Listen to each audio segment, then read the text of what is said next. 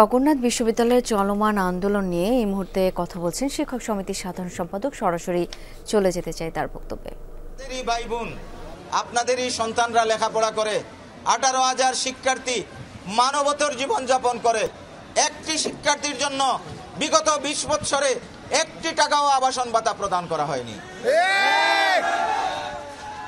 জগন্নাথ বিশ্ববিদ্যালয়ের শিক্ষার্থীদের জন্য প্রতিষ্ঠার 20 বছরেও একটি হল নির্মাণ করা হয়নি।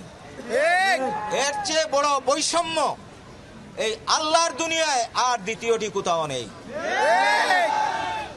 এই দাবিকে সামনে রেখে আমাদের জবি ছাত্র ঐক্য নামে আমাদের যত ক্রিয়াশীল সংগঠন আছে সবাই একই ব্যানারে একত্রিত হয়ে 3 দফা দাবি নিয়ে আন্দোলন শুরু করেছে।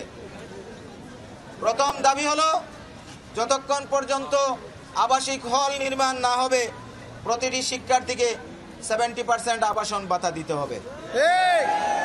আমাদের দ্বিতীয় দাবি ছিল, নিড বেসিস আমাদের যে বাজেট, সেই বাজেট আমাদের অ্যাকাউন্টস থেকে করে দেয়া হয়েছে, সেটি 306 কোটি টাকা। এর আগেও দেয়া হয়েছিল। ঢাকা বিশ্ববিদ্যালয় যেখানে 900 কোটি টাকা বাজেট পায়, সেখানে জগন্নাথ বিশ্ববিদ্যালয়কে বাজেট দেয়া হয় 140 কোটি টাকা। এর চেয়ে লজ্জার আর কোনো বিষয় থাকতে পারে না। আমরা নিড বেসিস 306 কোটি টাকার আমাদের উপস্থাপিত বাজেটটি কর্তন না করার জন্য আমরা সরকারের প্রতি আহ্বান জানিয়েছি। আর তৃতীয় দাবিটি ছিল, আমাদের যে দ্বিতীয় ক্যাম্পাস, সেই দ্বিতীয় ক্যাম্পাসের যাবতীয় কাজ যেন সরকারের অগ্রগতিমূলক যে প্রজেক্টগুলো আছে সেই প্রজেক্টে অন্তর্ভুক্ত করা হয়, এটা আমরা বলেছিলাম।